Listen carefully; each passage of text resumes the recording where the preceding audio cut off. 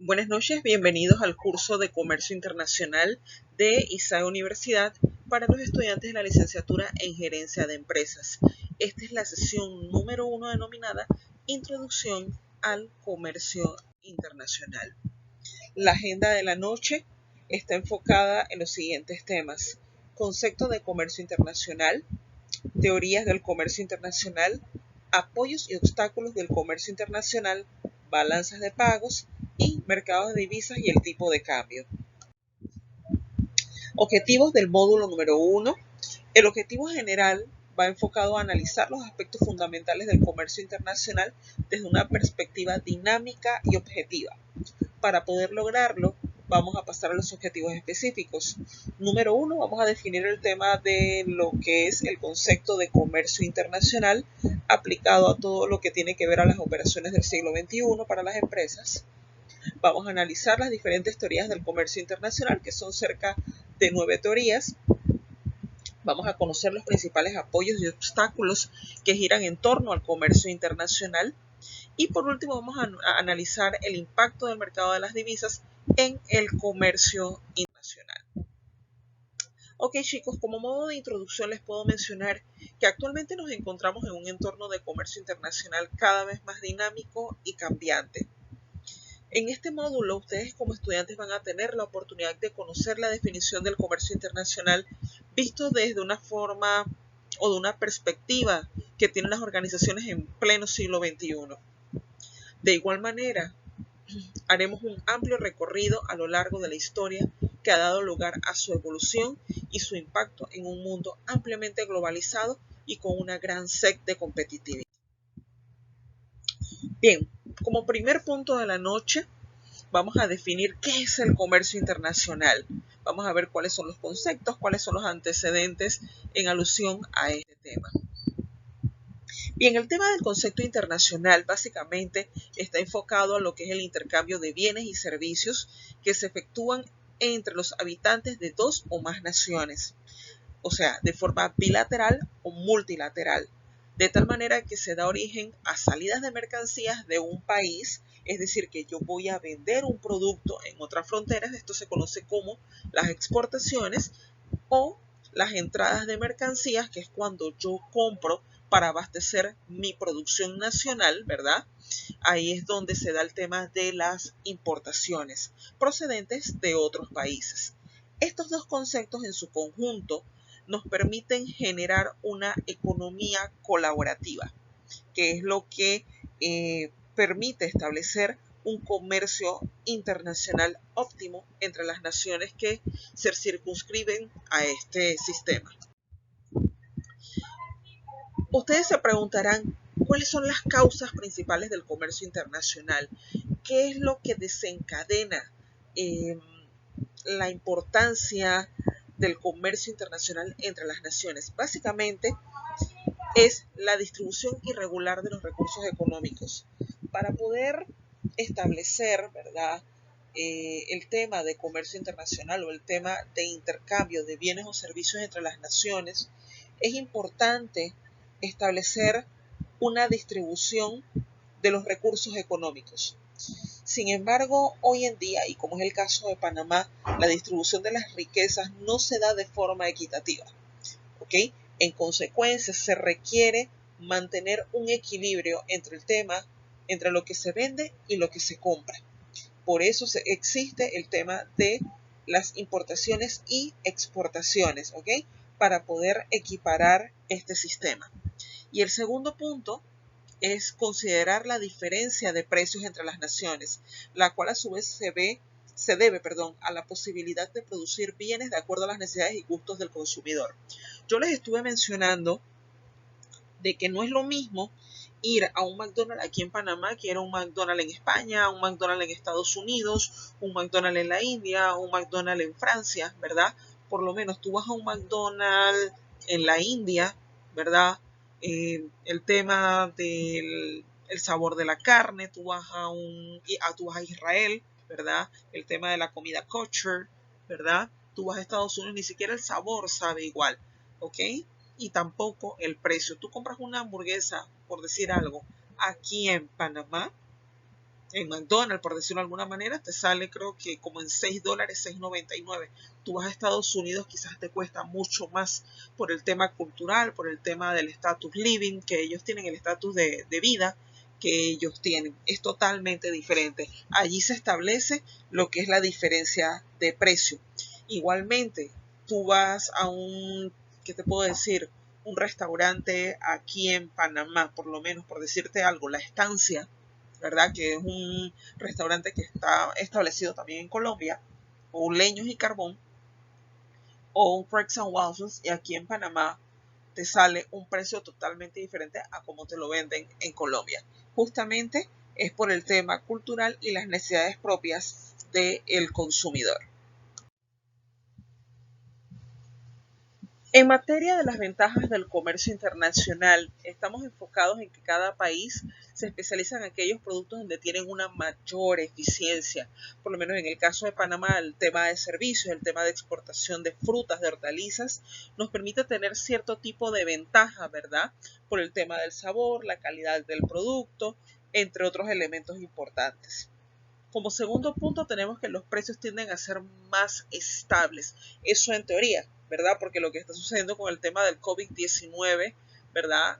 No es lo que se asemeja. Se supone que el precio del crudo ha bajado, quizás uno de los precios más bajos en toda la historia, y vemos, ¿verdad?, el comportamiento del costo del transporte, el costo de la comida, el costo de los insumos, por lo menos el tema del alcohol, el tema de las mascarillas, el tema de los guantes, que según ellos, por la alta demanda que hay en el mercado internacional por el uso de estos productos, se da una alza generalizada de dichos precios.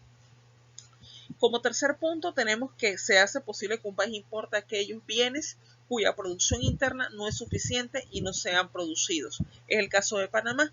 Nosotros importamos más de lo que exportamos, ¿ok? En este caso lo que es maquinaria,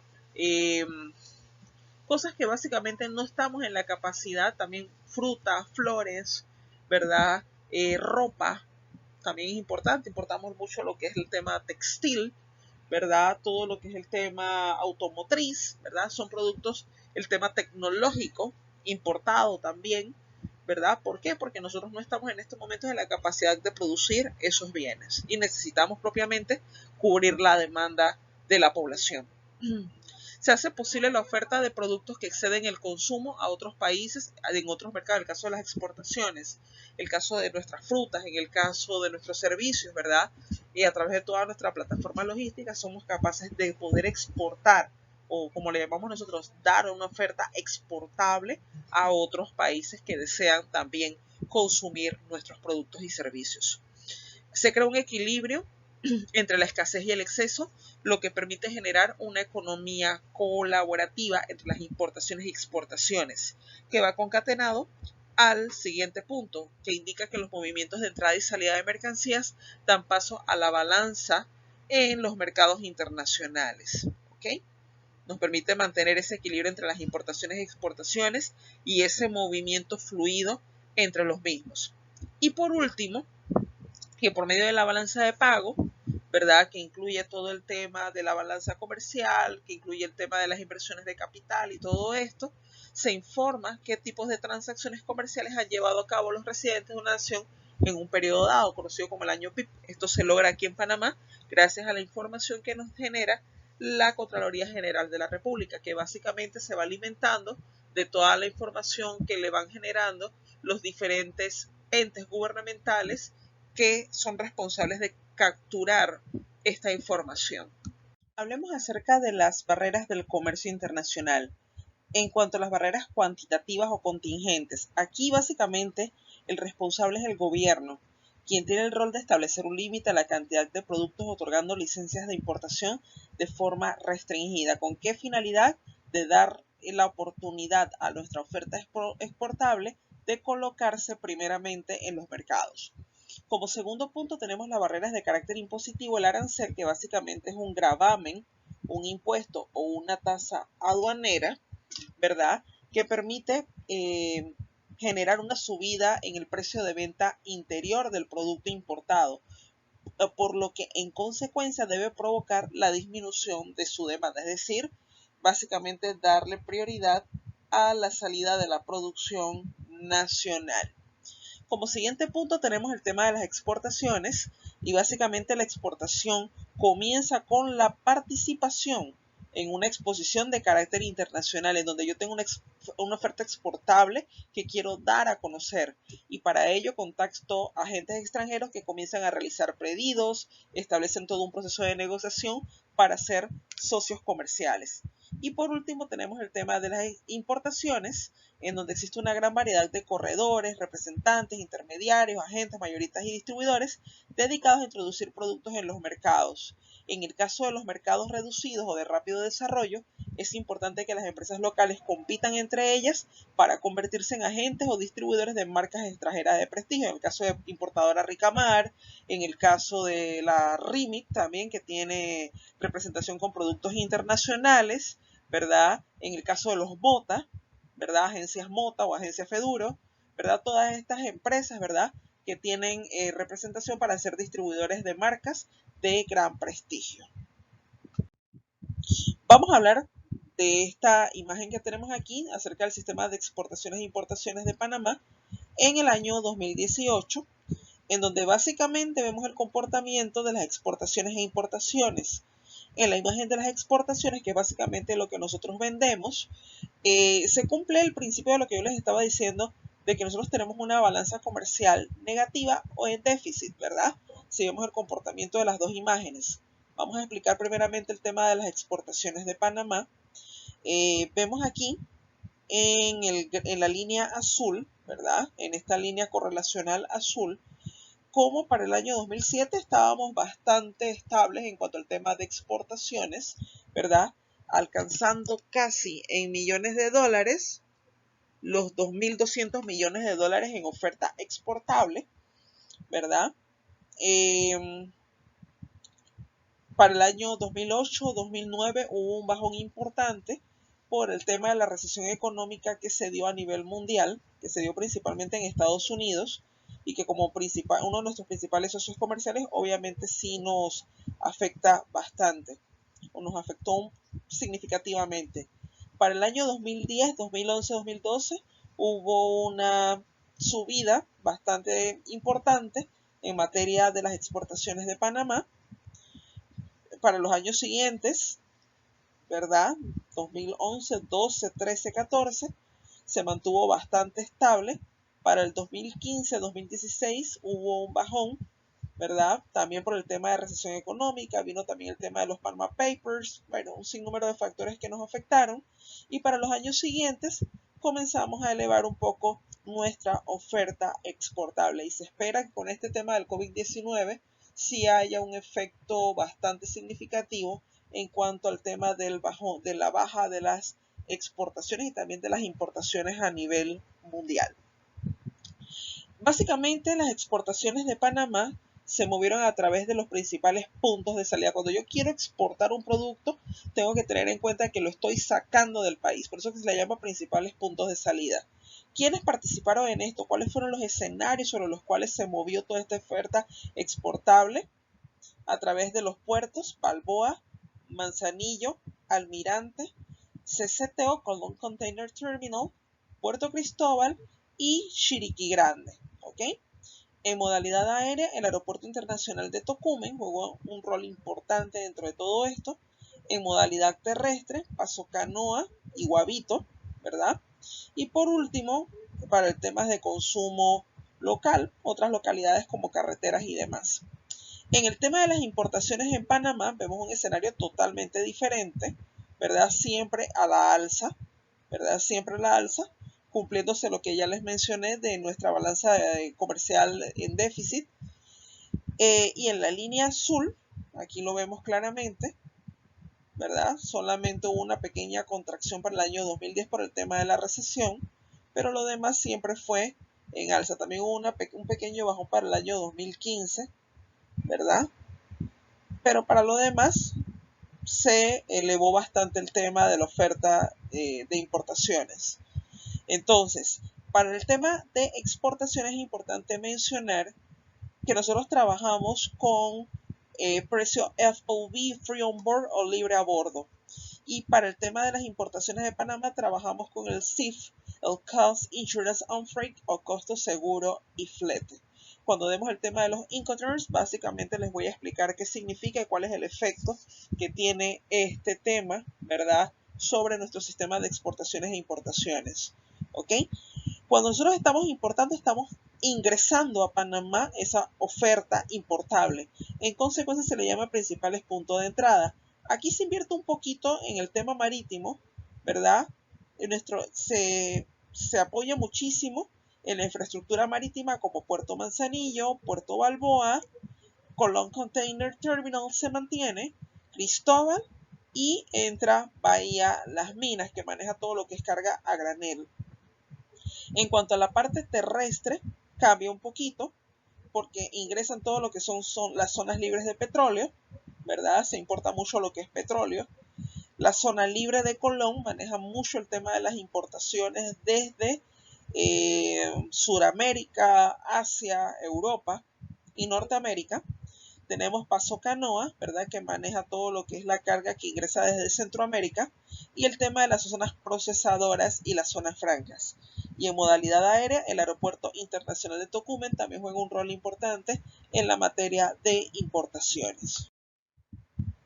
Hablemos acerca de las teorías de comercio internacional, que son conceptos relevantes para poder comprender todo lo que nos está sucediendo en materia internacional. ¿Para qué sirven las teorías de comercio internacional? A juicio de Daniels, las teorías comerciales ayudan a los gerentes y a los creadores de políticas gubernamentales a concentrarse en las siguientes preguntas. ¿Qué productos se deben importar y exportar? Lo que te permite crear objetivos. ¿Cuánto podemos comerciar? Lo que me permite levantar estrategias importantes, ¿ok? El tema estratégico juega un rol importante. Y por último, ¿con quién debemos comercializar? Que me permite establecer medios de operación para lo que es importación, lo que es exportación de bienes, establecer un comercio fluido, el tema logístico, ¿verdad? Todo el tema de transferencia de recursos de producción como mano de obra, recurso humano, etcétera, el recurso de capital y todas las estrategias de carácter internacional.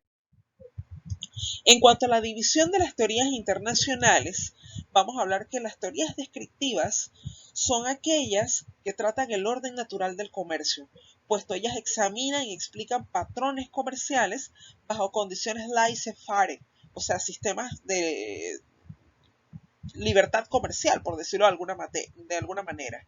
Además, plantean preguntas sobre lo que sucede en ausencia de las restricciones. ¿Qué productos se comercializan?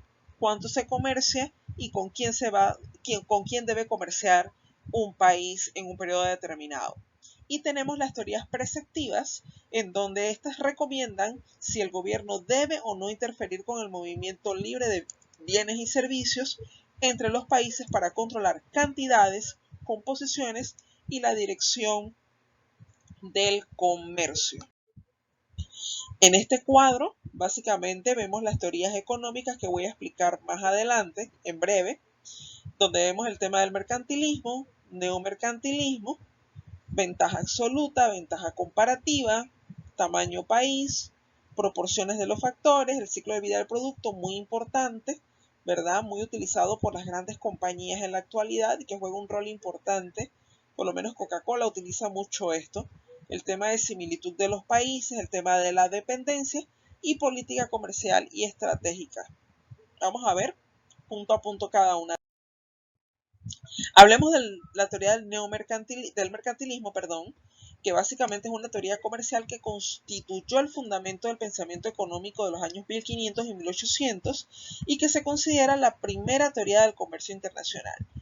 Lo rescatable de esta teoría del mercantilismo, ¿verdad?, es que básicamente ella estaba enfocada en que los países deben exportar más de lo que importan, es decir, siempre tener una balanza comercial en superávit, ¿ok? Que no es el escenario que manejan los países en la actualidad, obviamente porque manejamos una logística, un comercio internacional de carácter colaborativo.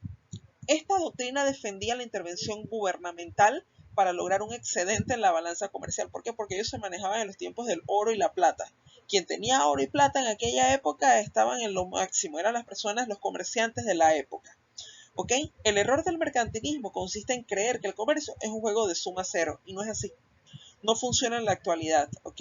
El tema de las importaciones o las exportaciones es lo que comanda el tema de la balanza comercial en la actualidad. No es un comercio perfecto, ¿verdad? Eso es bien importante, no es un comercio perfecto, eh, ya que como se verá en las teorías siguientes, el excedente, ningún país tiene los recursos para ser autosuficiente y exportar el excedente de su producción después de haber satisfecho el consumo nacional. Sin embargo, el estudio de la balanza de pagos sigue siendo un referente importante para analizar el comportamiento de una economía. Eso es bien, bien importante. Otra cosa importante es que el oro y la plata han dejado de ser los fundamentos de la riqueza de los países. Ahora estamos hablando del tema del mercado de divisas, estamos hablando del mercado de la información, estamos hablando de los mercados digitales como Bitcoin y demás, que está entrando muy fuerte al tema del comercio internacional. Vamos a hablar acerca de la teoría del neomercantilismo, que básicamente ofrece una respuesta alternativa de la pregunta fundamental de la economía internacional. Y básicamente, ¿por qué existe el comercio internacional? La hipótesis de esta teoría es que el comercio puede originarse no solo por la presencia de ventajas comparativas, sino también por la existencia de economías de escala en la producción. ¿Qué quiero decir con este concepto de economías de escala? Es en logística, como lo he manejado siempre, es mover gran cantidad de producción a costos más bajos para hacer un comercio cada vez más competitivo. ¿Ok? En términos teóricos, este enfoque supone una estructura de mercado de competencia imperfecta compatible con la presencia de economías de escala o retornos crecientes de escala. ¿Ok? Eso es bien importante. A diferencia del enfoque tradicional o mercantilista del comercio internacional, en el cual se presume que la estructura del mercado es de competencia perfecta y que la tecnología es de retornos constantes de escala. Aquí la presencia de economías de escala en la producción incentiva a los países para que se especialicen en la producción de un número menor de bienes, pero a menor escala. Así venderán el excedente, es decir, van a exportar y comprarán los bienes que no producen. Aquí se crea el tema de la economía colaborativa entre las exportaciones e importaciones. ¿Ok? Entonces, de acuerdo con el neomercantilismo, la presencia de economías de escala también puede generar el comercio internacional y ganancias derivadas de este, incluso si no existen ventajas de carácter comparativo. El neomercantilismo surge al combinar el análisis internacional del comercio con los desarrollos teóricos de la organización industrial de los años 70 y principios de los años 80, ¿verdad? Donde muchos economistas sabían que el comercio podía explicarse por los retornos crecientes, es decir, los retornos sobre la inversión creciente, incluso en ausencia de ventajas de carácter comparativo, ¿ok? Como el dólar. El problema consistía en que era muy difícil formalizar los retornos crecientes. No existían los modelos claros y a la vez formales que incluyeran este aspecto en el análisis del comercio. La falta de una representación formal sólida hizo que muchos economistas echaran por la borda esta teoría, ¿ok? Y la cual a la final del camino dio la razón. Era sumamente importante obtener rendimientos a escala crecientes y en efectos de red. Vamos a abordar la siguiente teoría, que es la teoría de la ventaja absoluta. Básicamente esta teoría de la ventaja absoluta fue postulada por Adam Smith, quien propuso en 1776 en su obra La riqueza de las naciones la teoría de la ventaja absoluta, que constituyó la primera explicación a la cuestión de por qué comercian entre sí. Un país que tiene ventaja absoluta en la fabricación de un producto necesita utilizar menos cantidad de factores que el resto de los países para obtener la misma cantidad de ese producto. En consecuencia, la especialización internacional de la producción permite menores costes para las empresas. ¿Qué quiere decir aquí Adam Smith? Que cada país se especializa en la fabricación de aquellos productos que menos les cuesta producir. ¿Ok? Vamos a ver el ejemplo que tenemos aquí, ¿verdad? De Costa Rica y de Brasil. Y básicamente está enfocado, ¿verdad? En el número de horas hombre para producir un bien a más bajo costo comparado con otros países. ¿Ok? Aquí lo que vamos a ver, ¿verdad? Vamos a aplicar el tema, una teoría que se llama la teoría del valor del trabajo, en donde se trabaja con horas hombre versus unidad de productos versus el costo de la unidad del producto. ¿Ok? ¿Qué quiero decir con esto? Que en este caso, Costa Rica produce 80 unidades de zapatos, ¿verdad? Versus Brasil, permítanme un momentito, produce 80 unidades de zapatos versus Brasil, ¿verdad? Estoy hablando de oferta exportable, versus 120 unidades de zapatos, ¿ok? En este caso, Costa Rica tiene ventaja absoluta en la producción de zapatos, ¿verdad? Porque las produce en menor horas hombre, ¿verdad? Este es un término que se utiliza mucho en los sistemas de producción, ¿ok? Produce en menor tiempo los zapatos versus Brasil. En este caso, Costa Rica tiene ventaja absoluta en la producción de zapatos. Vamos con el ejemplo del banano, ¿ok? En este caso, estamos hablando de que se producen en Costa Rica 90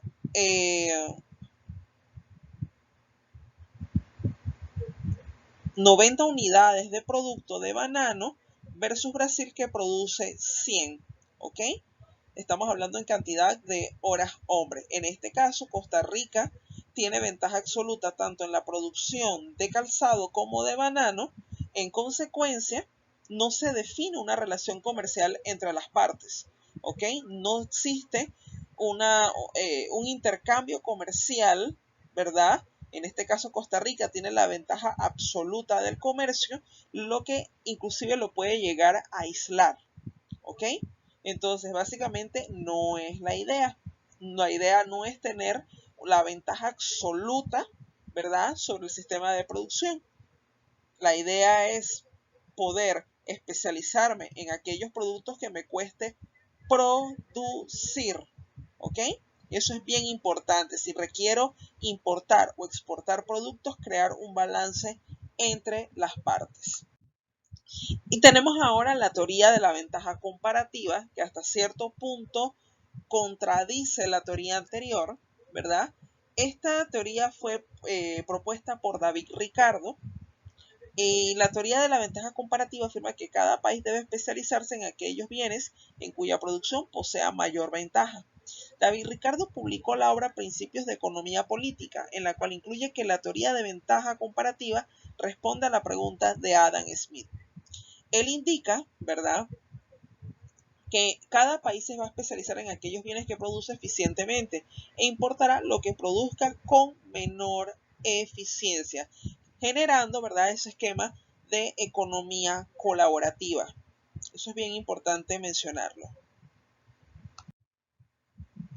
Vamos a hablar acerca de la teoría del tamaño del país. Y aquí vemos en el fondo, ¿verdad?, la bandera de Estados Unidos y Panamá, y tiene una razón. Básicamente los países más grandes difieren de los países pequeños. ¿Por qué? Porque estos exportan.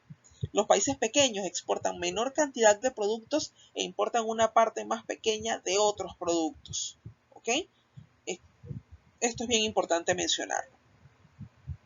Como siguiente punto, los países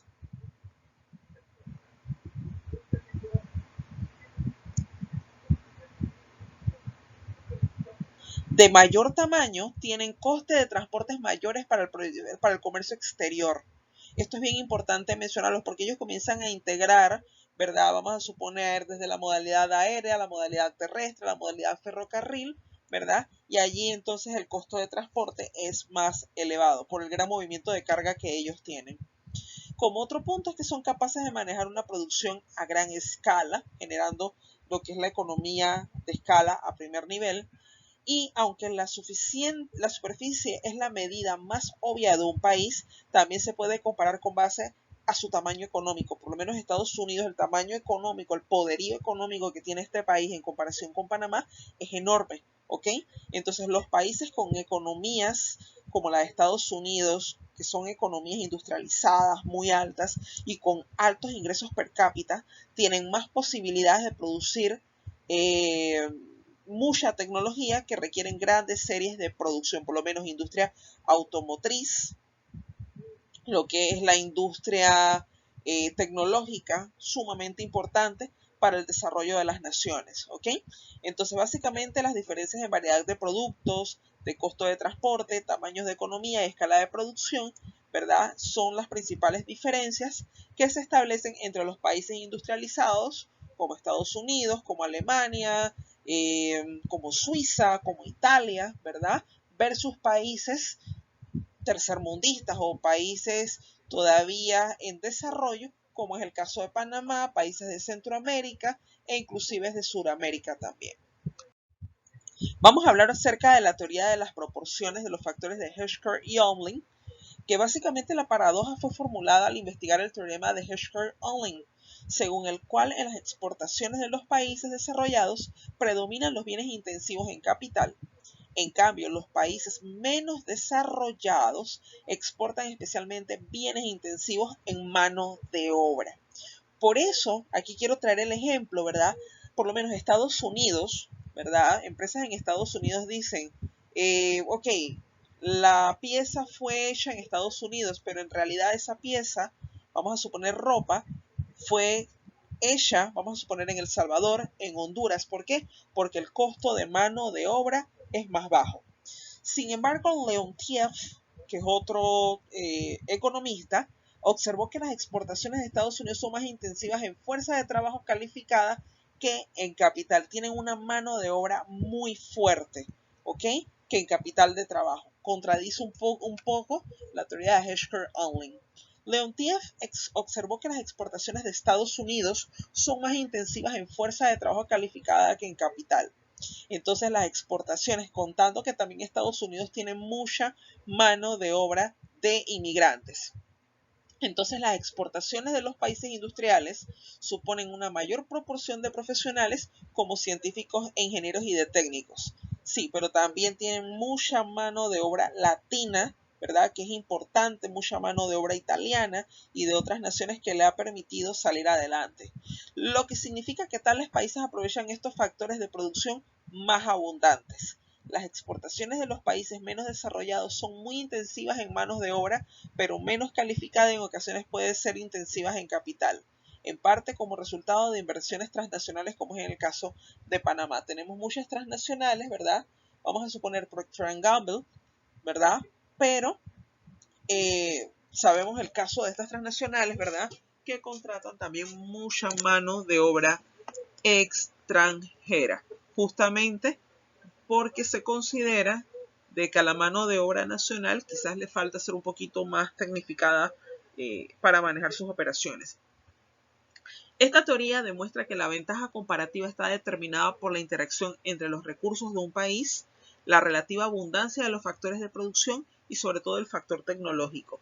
Es la interacción entre la abundancia y la intensidad con la cual son explotados estos recursos las fuentes de las ventajas comparativas. Repito, el tema de los recursos de un país, la relativa abundancia de los factores de producción y la tecnología con la cual se manejan sus recursos. Vamos a hablar acerca de la teoría del ciclo de vida del producto, muy utilizada por las grandes compañías hoy en día, y voy a traer el caso de Coca-Cola. ¿Ok? Esta teoría sugiere que en las fases tempranas del ciclo de vida del producto, la producción se lleva a cabo en el mismo lugar donde fue inventado y se exporta a países similares en nivel de desarrollo. ¿Ok? En esta curva, ¿verdad? Vamos a ver el tema de las ventas y utilidades versus las etapas, ¿verdad? Por las cuales pasa. Por lo menos cuando la Coca-Cola empezó, cualquier producto, no solamente Coca-Cola, vamos a hablar de temas de tecnología y demás, empezaron, ¿verdad? Ellos empezaron en esta etapa, que fue la etapa de desarrollo. Comenzaron a desarrollar la fórmula que tanto nos gusta a la gran mayoría. Comenzaron a armar todo el tema de la fórmula, a invertir para sacarla al mercado y todo esto. Ok, pero estaban aquí. Cuando yo estoy invirtiendo, ¿verdad? Cuando yo voy a invertir, que voy a introducir, estoy considerando invertir, ¿verdad? Un producto al mercado que lo estoy desarrollando, yo invierto todo mi capital. En consecuencia, no tengo ganancia. Por eso que ven esto aquí, esta curva, ¿verdad? Hacia abajo en negativo, ¿ok? En este primer punto, en la etapa de desarrollo, el tema de ingreso, el tema de ganancia, de profit, es casi nulo, por no decir nulo en su totalidad. Pasa esta etapa de desarrollo, que también es investigación, desarrollo e innovación, ¿verdad? Pasa a esta etapa número 2, conocida como introducción. Introduzco este producto al mercado, fijo un precio responsable, ¿verdad? Para darlo a conocer, comienzo a invertir en el tema de la publicidad, comienzo a invertir en 1000 cosas, ¿verdad? E igualmente, el tema de mis ingresos sigue siendo negativo, ¿ok? Porque apenas la gente está conociendo, hay personas que son muy recelosas con los nuevos productos y demás. Siempre se van por marcas más maduras dentro del mercado. Pero da la casualidad que ese producto le cayó bien a la gente, le gustó, todo chévere, todo cool. Y entonces pasa a esta siguiente etapa. La etapa número 3 comienza a crecer, comienza a repuntar, comienza a generar ganancia, ¿verdad? Comienza a situarse en el gusto del público, ¿ok? Ya voy teniendo ventas y utilidades promedio. Crezco y llego a este punto que es donde se encuentra Coca-Cola en este momento y muchas marcas como Samsung, como LG, como muchas marcas que nosotros conocemos en la actualidad se encuentran en esta etapa de utilidad. Luego de haber pasado por todo esto se encuentran aquí, en el punto número 4, que es el punto de madurez. Tengo ingresos, me ha ido bien, estoy en el gusto del público, no tengo mayor problema, estoy en este punto. Pero ojo, en este cuarto puntito hay algo muy peligroso. Dicen por ahí que seguro mató a confianza, ¿ok? Entonces en este punto yo puedo, como bien lo ha hecho la Coca-Cola, diversificar mi línea de productos. Tengo mi producto líder, que es el de la Coca-Cola, pero tengo productos de soporte, porque no todo el mundo le gusta la Coca-Cola. Hay gente que le gusta la soda blanca. Bueno, entonces voy por una fresca. Oye, no me gusta la soda de naranja, me voy por una Fanta. Bueno, no me gusta la soda, me gusta el té frío, me gusta el agua. Bueno, entonces voy diversificando mi línea de productos para seguir maduro dentro del mercado y evitar caer en este punto que es la fase de declinación, en donde lamentablemente han caído productos también de la línea de Coca-Cola, como el caso de los jugos California, que muchos de ustedes ni siquiera pensaban en hacer cuando eso salió, ¿verdad? Pero los que pasamos por esa época, esto sí lo vimos, y es un producto que al principio gustó mucho, ¿verdad? Pero no supieron darle la publicidad, de repente el sabor, muchas cosas que se dieron en aquel entonces. También la Borden tuvieron unos juguitos que se llamaban los jugos Sí, que los sacaron del mercado ya por temas de salubridad, ¿ok? Y por ahí muchos otros productos, ¿ok? La Coca-Cola también ha tenido sus desaciertos, no solamente con el tema de los California, también el tema de Coca-Cola Cherry, el caso, la Pepsi-Cola también tuvo muchos errores cuando sacaron una Coca-Cola azul, que a mi parecer no sabía muy bien, no sé en qué estaban pensando cuando se dio eso, ¿verdad? Y también en el tema de la tecnología se ve muchísimo este tema del ciclo de vida del producto, pero a pasos más acelerados, ¿ok? Porque el tema de la tecnología es muy estacional, tiene mucho tema de volatilidad dentro del mercado. ¿Por qué? Porque cada 3 meses, ¿verdad? Tú compras un celular hoy y ya en 3 meses sale el siguiente modelo, ¿ok? Entonces es un tema que va cambiando y se va moviendo cada vez más rápido. Hablemos de la teoría de similitud de los países, en donde básicamente se plantea que un país exporta aquellos productos fabricados para los que existe un mercado local significativo, que es conocido por los productores y como consecuencia introduce nuevos mercados. Además, la producción para el mercado local debe ser lo suficientemente grande como para que las empresas alcancen economías de escala y puedan reducir sus costes. Así que cada país exporta sus productos a otros países con gustos y niveles de renta similares, como lo vemos aquí: Estados Unidos, Japón, Francia, Inglaterra, Italia, Holanda, Canadá, Alemania, ¿verdad? Y cada nación va a producir principalmente para sus mercados locales. Si bien una parte del output la exportará a otros países de parecidas características, ¿ok? Eso es bien importante, por lo menos Estados Unidos con Canadá, Francia, Inglaterra, Italia, Holanda, ¿verdad? Básicamente eso. Aquí la contribución teórica del modelo de Linder, quien puso este tema de la similitud de los países, procede de su identificación de dos variables importantes: Número 1, la demanda local y las economías de escala en la explicación de diferentes tipos de comercio internacional. Aquí estamos hablando de un comercio internacional entre países industrializados, países con gustos similares, países con ingresos per cápita muy parecidos, ¿verdad? Que son capaces entonces de trabajar para producir su producción nacional e ir siempre increciendo. La teoría de la dependencia es que esta parte del supuesto de que la economía mundial va generando un sistema de desigualdad para los países subdesarrollados como nosotros y en consecuencia resulta perjudicial. Aquí las economías de los países desarrollados crecen y se fortalecen cada vez más, mientras las economías de los países subdesarrollados cada vez son más frágiles y débiles, y hasta cierto punto tienen toda la razón. Además afirma que existe un eje o un país que actúa como centro. Este es un país desarrollado que está dotado de un alto nivel de inversión en su infraestructura de producción, como es el caso de Estados Unidos. Por esta razón, los bienes y servicios que producen son manufacturados y con un alto grado de valor agregado.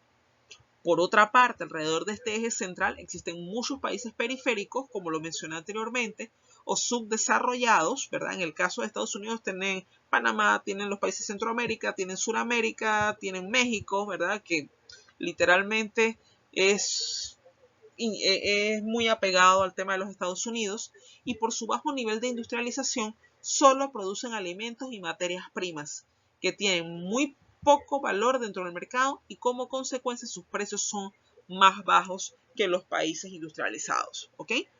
Entonces, la teoría de la dependencia es una teoría que niega los beneficios del comercio internacional propuestos por la escuela clásica, como el mercantilismo, el neomercantilismo, y explica el subdesarrollo por medio de la subordinación o sometimiento que se produce hacia los países desarrollados, señores, y no escapa de la realidad, ¿ok? Es bien importante.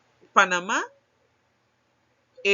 uno de los principales socios comerciales de Panamá es justamente Estados Unidos, China, Japón, Canadá, que son países que están muy por encima de nuestro sistema comercial y dependemos de ellos, ¿verdad? Por lo menos en el canal de Panamá se depende muchísimo de estos países como socios comerciales para tener los ingresos que hoy se generan. Vamos a hablar un poquito acerca de la teoría de la política comercial estratégica, en donde básicamente esto se define como aquella en donde un gobierno ayuda por medio de la relación y regulación estratégica que se da en determinados sectores en el ámbito nacional y que abarca las empresas nacionales y extranjeras. Aquí se intenta favorecer a las empresas frente a las rivales mediante el instrumento de la política industrial.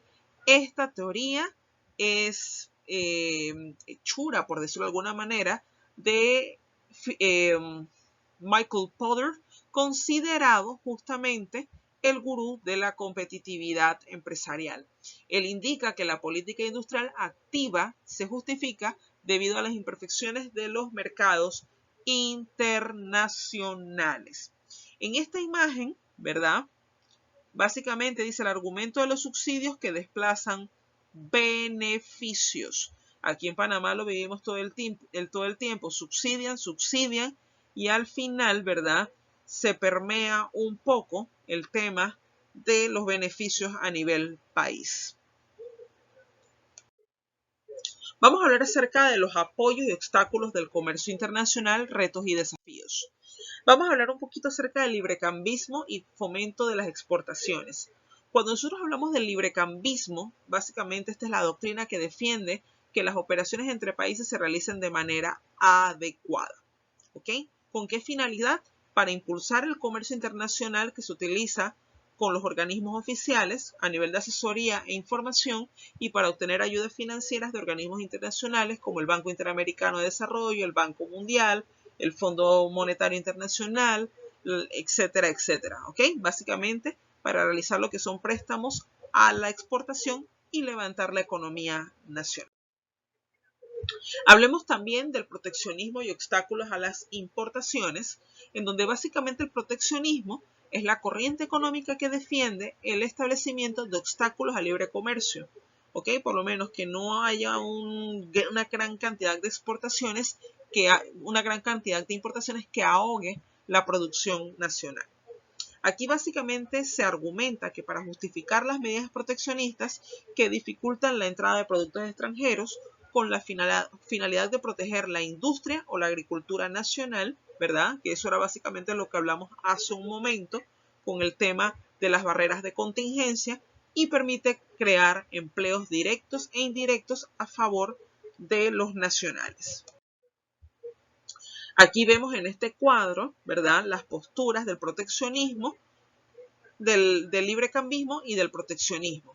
Bien, en este caso, ¿verdad?, vamos a ver lo beneficioso de las no trabas del sistema librecambista, ¿verdad? Básicamente porque fomenta la competencia, ¿verdad?, entre las partes, y se obtienen bienes de más calidad, ¿ok? O sea, tratar de generar el espacio correspondiente para el tema de las importaciones y exportaciones. Y es perjudicial porque reduce la libre competencia entre las partes. En la postura proteccionista es perjudicial porque aumenta las diferencias entre los países, ¿verdad? Porque no da mayor libertad, y básicamente es beneficioso porque ayuda al desarrollo de la industria nacional, ayuda a fomentar la producción nacional y la venta de los productos nacionales en las fronteras nacionales e internacionales. ¿Qué instrumentos se utilizan para poder analizar esto? Los aranceles, las medidas de contingencia y las barreras no arancelarias, básicamente que tienen que ver con los temas fitosanitarios, zoosanitarios y demás. Hablemos acerca del concepto del arancel, que esto es un tema bien importante en el concepto del comercio internacional. Y básicamente el arancel, en su uso más extendido, es un impuesto, es un gravamen, es una tasa aduanera que grava los bienes que son importados a un país y que tiene dos propósitos. Número uno, proteger los bienes nacionales, proteger la producción nacional, porque pretende proteger los sectores industriales nacionales contra la competencia de productos mundiales producidos a precios inferiores a los internos. Aquí la producción nacional se protege añadiendo un componente artificial, que es este impuesto, al precio del producto importado para encarecerlo y que en consecuencia sea menos competitivo que el producto nacional. Como segundo punto, sirve como fuente de ingresos para el Estado, porque al tratarse de un impuesto o un gravamen, el arancel representa una fuente de ingresos para el Estado, en la medida en que el arancel no sea tan elevado como para eliminar todas las importaciones, permite generar ingresos públicos. Esto es bien importante, ¿verdad? No llevar este arancel a un nivel que ahogue el tema de las importaciones, sino, ¿verdad?, básicamente que permita generar ingresos públicos. Otro punto importante básicamente es que el arancel también es una nomenclatura oficial de mercancías clasificadas con la determinación de los gravámenes que deben causarse con motivo de la importación y o exportación. Esto es bien importante. El arancel, ¿verdad?, que básicamente se trabaja con 10 dígitos, se está evaluando, ¿verdad?, el tema de los 12 dígitos para varios productos a través del código arancelario, y que permite poner en evidencia, ¿verdad?, la importancia del arancel para codificar, ¿verdad?, las mercancías. Efectos fundamentales de un arancel. Número uno, encarece las importaciones del país que lo adopta. Como consecuencia de este encarecimiento de las importaciones, se genera un descenso del consumo doméstico de las importaciones, porque la gente dice, ¿sabes qué? Yo quiero consumir lo nacional, y se produce el efecto consumo, efecto comercio. El descenso de las importaciones favorece un incremento de la producción doméstica o nacional sustitutiva de importaciones, que es el efecto producción. ¿Ok? Produzco, trabajo más lo nacional para poder sacarlo. Es decir, los aranceles constituyen un subsidio encubierto sobre las industrias domésticas o nacionales cuya producción compite con los bienes importados. En consecuencia, un arancel supone una alteración artificial de la asignación de los recursos a la economía. Tercer punto, incrementa la recaudación fiscal, que es el efecto ingreso para nuestro país. Y por último, favorece una redistribución de la renta desde los consumidores hacia los productores, que es lo denominado el efecto redistribución de las riquezas. Hablemos acerca de los tipos de arancel. ¿Ok? Básicamente les voy a hablar de 5 tipos de arancel importantes que se utilizan en Panamá y en el resto del mundo. Tenemos el arancel ad valorem, que en este caso se aplica un porcentaje sobre el valor total de la carga. Por ejemplo, 5% de arancel. Significa que el arancel de importación para ese producto es de 5% sobre el valor de la mercancía en cuestión. ¿Ok? Sin embargo, si la autoridad tiene dudas o sospechas que las mercancías no tienen el valor declarado, pueden aplicar métodos de valoración. Vamos a establecer esto con un ejemplo claro. Supongamos de que yo estoy trayendo un contenedor de melones, ¿verdad? Por $100.000. Supongamos que lo estoy importando, así que supongamos que sea así. $100.000 es su valor. Y que el impuesto del arancel sea 5%. Estaría pagando 100.000 más 5.000, estaría pagando $105.000. ¿Ok? 100.000, que es el valor real de la carga, más el 5%, que son 5.000, ¿verdad? Y me permite entonces establecer un balance, ¿verdad? O un rol de importancia o de preponderancia sobre la producción nacional. Si hay algo que se está especulando, si hay algo que no esté bien, entonces se somete a diferentes métodos de valoración. ¿Ok? Otro tipo de arancel son los aranceles de carácter específico, que en este caso el montante se encuentra preestablecido en función de la cantidad o números de unidades. Se fija en concordancia con el número de unidades que llegan al país importador y no de acuerdo con el precio o valor de las importaciones, como sucede con el ad valorem. Por ejemplo, $100 por tonelada métrica de la mercancía que estamos hablando aquí, ya temas de volumen. Hablamos ahora del arancel combinado. En este caso se establece un arancel mixto. Básicamente se usa el ad valorem y el específico de forma combinada. Aquí el arancel compuesto neutraliza la desventaja de costos de los fabricantes nacionales que resulta de una protección arancelaria otorgada a los proveedores nacionales de las materias primas. Y la porción ad valorem del impuesto otorga protección a la industria de productos terminados. ¿Okay? Básicamente busca proteger la protección nacional. El cuarto arancel es el tipo compuesto, que es un arancel ad valorem, fijando a un límite mínimo de percepción o un límite máximo de percepción. Básicamente se establece un rango, supongamos, entre un 3 a un 5%. ¿Ok? De allí no más, no menos. Tenemos la imposición a tanto alzado, que es cuando un arancel único se aplica a conjunto de artículos cuya importación no tengan un carácter comercial, sino más bien de carácter doméstico. Vamos a ver estos ejemplos, ¿verdad? Porque es importante cuando ustedes ven estos numeritos en el código arancelario, ¿verdad? ¿Cómo se da el tema de la clasificación arancelaria de mercancías? Ahora le voy a dar un ejemplito utilizando el tema del código arancelario. El código de clasificación arancelaria en Panamá, a partir del 2020, que fue que se le hizo la última modificación, gracias a la Autoridad Nacional de Aduanas, antes constaba de 10, ahora van a ser 12 dígitos. Pero aquí quiero traer a colación, ¿verdad? Un ejemplo importante de cómo lo van a leer. ¿Ok? Básicamente, ustedes lo van a leer de la siguiente manera.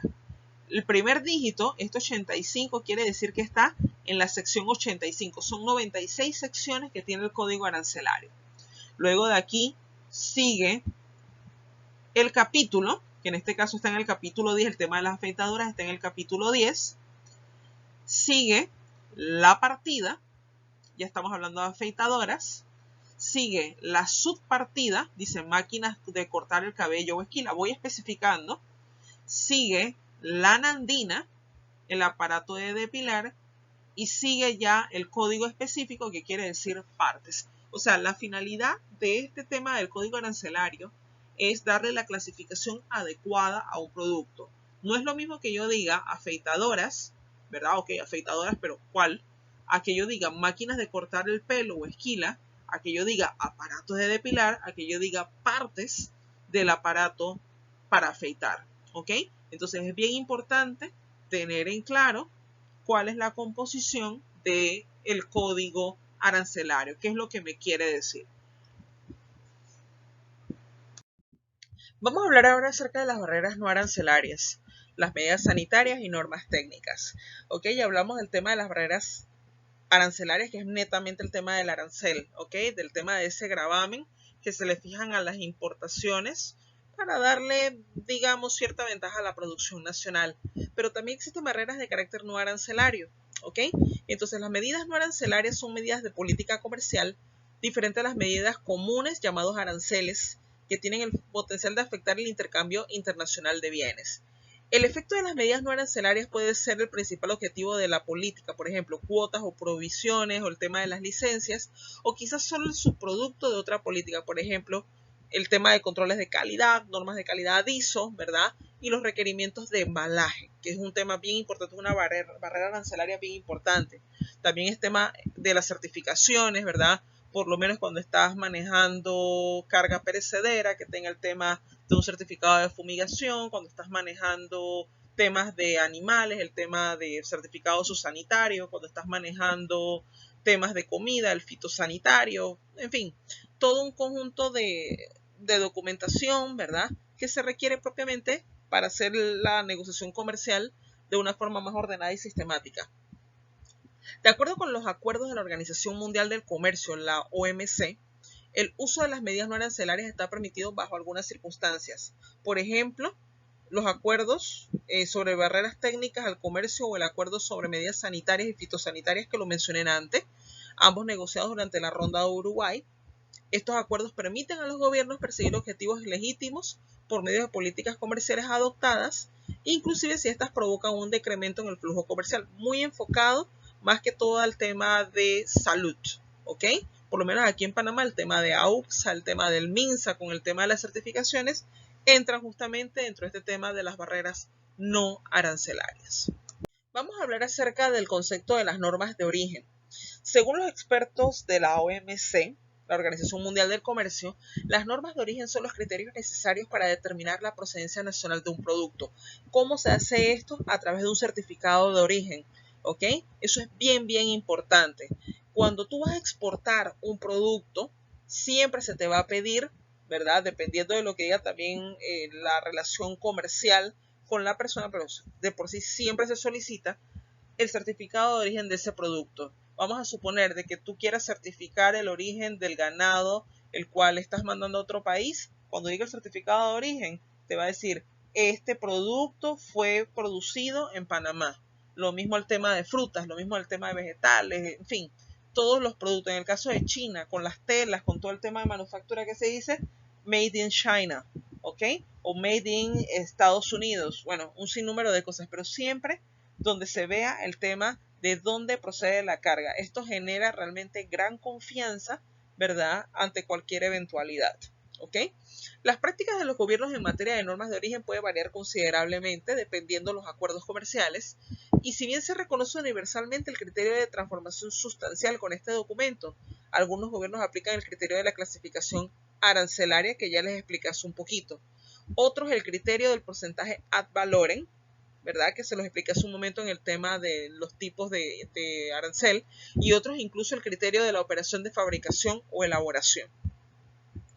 En un momento o en un mundo en pleno proceso de globalización, es bien importante lograr un cierto grado de armonización entre las prácticas adoptadas por los miembros para aplicar dicha prescripción sobre las normas de origen.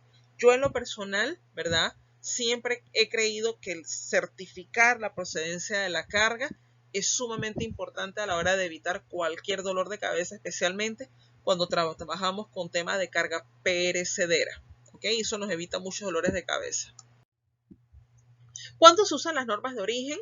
Número 1, al aplicar medidas e instrumentos de política comercial tales como derechos antidumping, ¿verdad? Y las medidas de salvaguarda. Al determinar si se dispensará a los productos importados el trato de la nación más favorecida o un trato preferencial, que eso se establece en el mismo, hay un tratado de este tema de la nación más favorecida. A efectos de la elaboración de estadísticas sobre el comercio, ¿verdad? Dependiendo, al aplicar las prescripciones en materia de etiquetado y marcado, ¿verdad? Básicamente cuando tú etiquetas la carga, cuando la marcas con el tema de los pictogramas y todo esto, que lo vamos a ver, y también en temas de materia de contratación pública, ¿ok? Más que todo por temas de transparencia. Hablemos un poquito acerca de la integración económica, Vamos a hablar un poquito acerca del concepto de todo esto. Y básicamente la integración económica se puede definir como una situación o como un proceso. Cuando se habla de integración económica como situación, nos referimos a la ausencia de cualquier modo de discriminación entre economías nacionales. ¿Qué quiero decir con esto? Que el estado en el cual pierden importancia las fronteras y las barreras comerciales, como es en el caso de la Unión Europea. Se dice que la integración es un proceso cuando paulatinamente se presenta una creciente apertura e interdependencia política y económica entre las naciones que hacen parte del proceso. En ese proceso, una serie de países se unen con el fin de incrementar y facilitar el intercambio comercial en el marco de sus territorios. Miren, el caso de la Unión Europea es muy interesante porque luego de la caída del muro de Berlín en 1989, octubre de 1989, el mundo entero entra en un proceso de cambio total, ¿ok? Ya el comercio no se iba a dar de la manera tan aislada que se dio en Europa para antes de los años 90. Entra este proceso de globalización, se hace inminente, se hace imperativo la necesidad de crear una frontera abierta para lograr levantar la Europa en aquel entonces. Entonces, ¿qué se decide? A través del Tratado de Maastricht, ¿verdad? Se crea el tema de la Unión Europea, se solidifica el tema de la moneda, el euro, utilizado en la actualidad, ¿verdad? Y se crea esta libertad en 26 países, ahora son 25 con la salida de Inglaterra de esto, de todo el tema de la Unión Europea. Eso hace poquito, más o menos un año, año y medio, se dio el tema de Inglaterra, se dio el tema de la salida de UK, perdonen, el tema de UK, de todo este tema de la Unión Europea, ¿ok? Básicamente por diferencias fiscales y políticas. Pero en este proceso todavía 25 naciones dicen, todavía vale la pena apostar a este tema de estar unidos, una sola frontera, ¿verdad? Para lograr maximizar el tema del comercio internacional, y yo creo que se está logrando. Yo creo que ahora con todo este tema del COVID lo van a necesitar mucho más que nunca, establecer estrategias de intercambio comercial cada vez más fuertes. Modalidades de integración económica, tenemos los acuerdos bilaterales, ¿verdad? Se forma entre dos países, por lo menos el Tratado de Libre Comercio entre Panamá con China, Panamá con Chile, Panamá con Taiwán en su momento, fue derogado obviamente con todo este tema de que ahora estamos con China, Panamá, Estados Unidos, entre otros. Los acuerdos multilaterales que se firman entre numerosos países con el objetivo de eliminar gradualmente barreras comerciales como el NAFTA, el North American Free Trade Agreement o el Tratado de América Norte, que se estableció entre México, Estados Unidos y Canadá. Obviamente, de los tres, yo creo que quien más se beneficia de todo esto es Estados Unidos propiamente. Y tenemos también el tratado con Centroamérica, ¿verdad? Muy importante. Panamá y Centroamérica tienen un tratado de libre comercio muy interesante. Y tenemos las fórmulas de integración regional que persiguen un objetivo más ambicioso, más específico, y su objetivo es formar un mercado único, como es el caso de la Unión Europea. En su momento se trató con el tema del Mercosur y demás. Ventajas de la integración económica. Número 1, se aumenta la demanda como la renta real del consumidor debido a la libre competencia y al nuevo esquema de reducción de costos de las empresas que se traducirá en menores precios, ¿ok? Tener una integración económica, ¿verdad? Va a permitir aumentar todo lo que es la demanda de productos, la demanda de consumo, ¿verdad? La libre competencia entre las naciones que lo conforman, ¿verdad? Y generando lo que son economías de escala. Segundo punto, la integración favorece la especialización productiva. ¿Qué quiero decir con esto? Que cada país se va a dedicar a explotar el sector que mayores beneficios le genere, por lo menos industria, agroindustria, comercio, tecnología, etc. Y con la eliminación de las barreras comerciales, el tamaño del mercado crece en grandes proporciones, generando un aumento en el peso económico de los países, así como la obtención de una economía más sólida. Por eso que en el tema de la Unión Europea, por lo menos países como Italia, Francia, Holanda, ¿quién se me queda por fuera? Alemania, Francia, Italia, Holanda, entre otros, han logrado, ¿verdad? Inglaterra también lo ha hecho bastante bien, han logrado han intentado solidificar su peso económico a nivel mundial.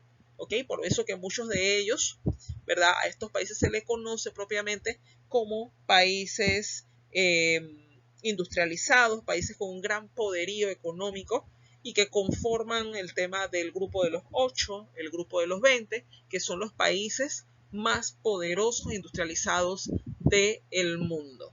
Hablemos ahora acerca de los tipos de integración económica, sobre los cuales confluye el tema del comercio internacional. Vamos a empezar, ¿verdad?, por el tema de los acuerdos preferenciales, ¿ok? Vamos a hablar acerca de mayor integración a menor integración. Cuando hablamos de los acuerdos preferenciales, básicamente se denomina acuerdo preferencial a la forma más simple de integración económica en la cual se otorgan determinadas ventajas entre los firmantes de manera recíproca. Estos son contratos para facilitar el comercio. Generalmente los beneficios son de tipo arancelario, ¿ok? Establecer un tratado de libre comercio, ¿verdad? Un acuerdo preferencial entre las partes de manera bilateral o multilateral, ¿verdad? En donde básicamente se fijan el tema de los aranceles en materia de importación de mercancías. Vamos ahora entonces a hablar de el área de libre comercio. Básicamente es un acuerdo entre países que busca el desmonte de las barreras al comercio interior con el fin de dar libertad de comercio en materia de movimiento en la zona. En esta área los países miembros mantienen las barreras de comercio con el resto de los países, sean barreras arancelarias o no arancelarias. En el área de libre comercio, importante mencionarlo, se establecen las reglas de origen y las políticas comerciales individuales con respecto a terceros países, tal es el caso de Mercosur. Vamos a hablar acerca de la unión aduanera, que es el tercer punto. Es el acuerdo entre países que supone, además de la eliminación de barreras comerciales entre los países miembros, de una política arancelaria común frente al resto de los países. Aquí básicamente la unión aduanera requiere de cierta integración de las políticas fiscales y monetarias de los países miembros. Aquí su principal ventaja es que favorece la especialización dentro de su territorio, traducida en una eficiente asignación de los recursos. Hablemos ahora acerca del mercado común, que es el área económica en la cual hay libre movimiento de mercancías y factores como consecuencia de la liberación de los controles aduaneros y el levantamiento de barreras arancelarias ya existentes. Dado este escenario, la legislación laboral y la regulación de los mercados financieros, los controles técnicos y sanitarios son disposiciones que ocupan gran importancia dentro de la firma del acuerdo. ¿Ok? Bien importante esto. Vamos ahora a hablar acerca de la unión económica. Vamos a ir un poquito más al tema de Europa. Aquí los países miembros de la Unión Económica se caracterizan por tener una política económica y fiscal y monetaria común. Es decir, hay una pérdida de soberanía nacional cuyas políticas garantizan la armonía entre los miembros y crean marcos de estabilidad económica para evitar que se estabilice alguno de los miembros. Por eso fue que el tema de la Unión Europea, luego que justamente cae el muro de Berlín, ¿verdad? Se requería levantar el tema de la economía de esta parte del mundo, ¿verdad?, que afectaba propiamente al resto del conglomerado mundial. Y yo creo que lo han logrado a pesar de todos de todas las trabas, de todos los retos que se les ha presentado.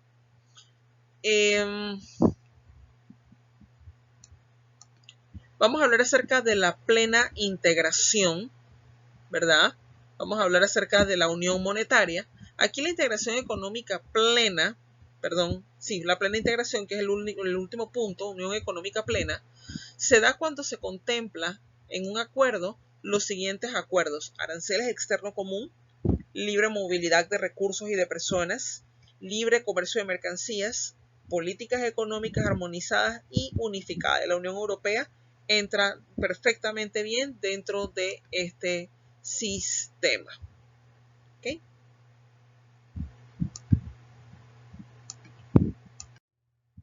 Vamos a hablar acerca ahora de la estructura de la balanza de pago, que es un registro sistemático de cambio. Vamos a ver exactamente qué es.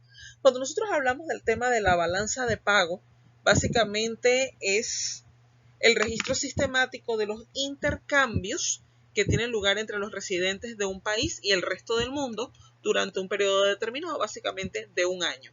¿Ok? Eso es bien, bien importante. Tal y como lo vemos en esta imagen, tenemos el tema de cómo se conforma la balanza de pagos, cómo se conforma ese registro sistemático de las cuentas de un país. Bien, aquí tenemos entonces la balanza de cuenta corriente que incorpora o incluye la balanza comercial, que esta incorpora el tema de las importaciones y exportaciones de bienes, de productos, ¿verdad? De bienes tangibles. Y tenemos la balanza de servicios que incorpora importaciones y exportaciones de servicios intangibles. ¿Ok? Eso es bien importante mencionarlo. Tenemos la balanza de rentas, que incluye todo lo que son cobros y pagos de un país por las rentas de factores per cápita y demás. Y tenemos la balanza de transferencias, que incluye transferencias sin contrapartida, recibidas o pagadas al exterior. El tema de las remesas. ¿Ok? Importante.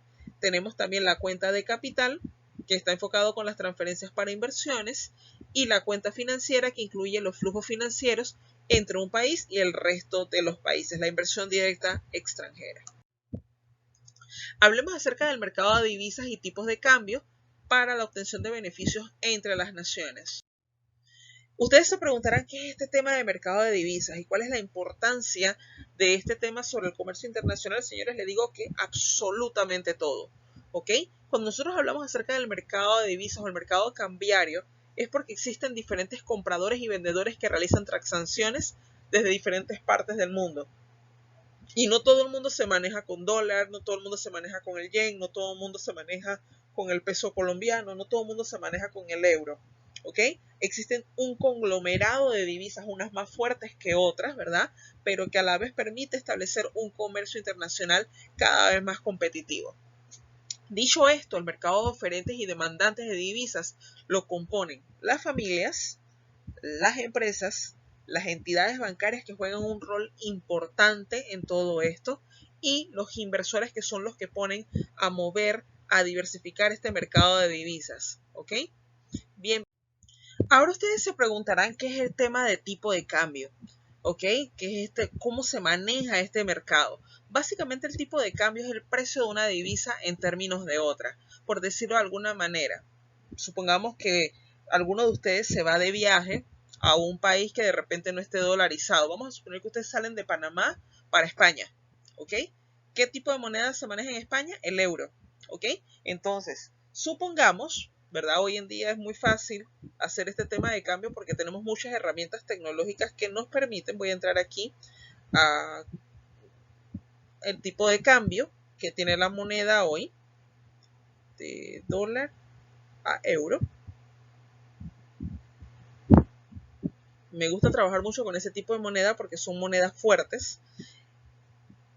Siendo hoy 24 de abril, se dice que un dólar estadounidense es igual a 0.93 centavos de euro. ¿Ok? Es decir, que si yo quiero cambiar 500 dólares a euro, estaría recibiendo 464 dólares con 25 centavos en mano. ¿Ok? Eso sí lo cambio en efectivo. Obviamente, si voy a utilizar temas de tarjetas y demás, se aplica entonces el tema de la comisión del banco. En el mercado de divisas se determinan los tipos de cambio, las cuales expresan la cantidad de monedas de un país que es necesario entregar para obtener una unidad monetaria de otro país, tal cual como les indiqué en el ejemplo de hace un momento. ¿Ok? El tipo de cambio flexible, ustedes se preguntarán, ¿hay tipos de cambio? Sí, existe el tipo de cambio flexible, que es este el que les voy a explicar. El valor de una divisa viene determinado por el libre juego de la oferta y demanda. El aumento de la demanda de una divisa va a provocar una apreciación de la moneda y un aumento de su oferta va a ocasionar una depreciación de la misma. ¿Ok? Eso es bien importante. Por lo menos en el ejemplo que le di hace un momento, que le estoy indicando que fue de dólar a euro, es decir, un dólar viene siendo el tema la moneda apreciada y la moneda depreciada va a ser entonces el euro por 0.93 centavos. Aquí el tema de la demanda y la oferta de una divisa las determinan las transacciones que se efectúen con dicha moneda. El tema de la fortaleza de una versus la caída de la otra por momentos, ¿ok? Y esto se da muchísimo por los hechos que estamos viviendo, todo lo que son guerras, todo lo que son hambrunas, todo lo que es pandemia, todo lo que son la caída en mercados internacionales provoca todo este cambio, todas estas fluctuaciones en el mercado internacional de divisas. Tipos de cambio fijo.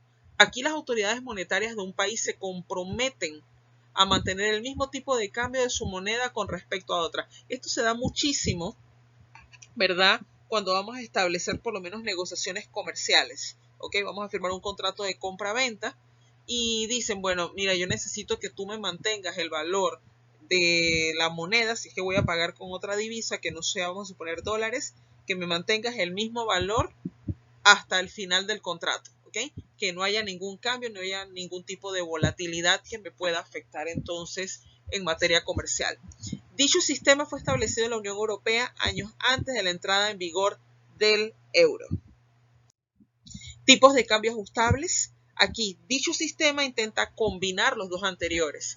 El país que lo adopta se marca el objetivo de mantener el tipo de cambio de su moneda dentro de unos valores razonables, se establecen rangos y en el momento que la moneda se deprecia o aprecia, el Banco Central del país que interviene, según el caso, va a comprar la propia moneda para detener la depreciación o vendiéndola en caso de apreciación. Este es el tema de la bolsa de valores. Es importante mencionar de que Panamá no cuenta con Banco Central.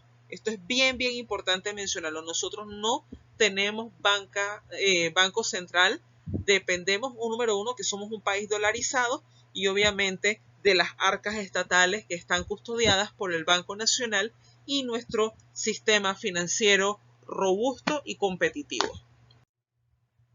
Bueno, señores, hemos terminado esta presentación correspondientes al primer módulo del curso de comercio internacional. Cualquier duda, cualquier comentario, cualquier sugerencia, con mucho gusto estamos para atenderles. Que tengan una buena noche.